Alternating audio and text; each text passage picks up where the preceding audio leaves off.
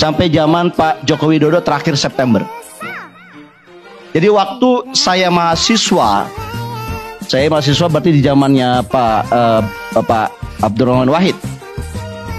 Selalu ketika isunya bicara kenaikan BBM, ada dua alasan yang disampaikan. Pak Abdurrahman Wahid itu kan berarti tahun 2000. Ada dua alasan. Yang pertama adalah subsidi salah sasaran. Sekarang kita bicara 2022, 22 tahun. Kita tidak beranjak dari alasan ini. Dan menurut saya ini kita selama 22 tahun diskusinya ini saja. Baik itu kadang partai yang berkuasa jadi oposisi, kadang partai yang beroposisi jadi penguasa. Itu semua sama saja ceritanya.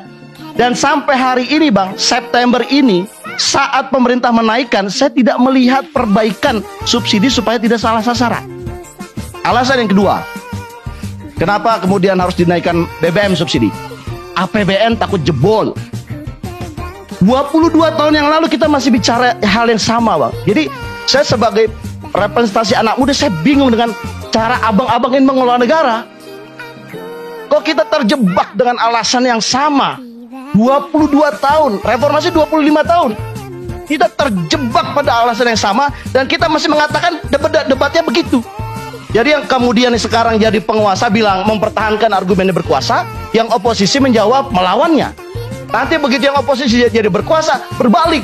22 tahun kita melakukan hal yang sama.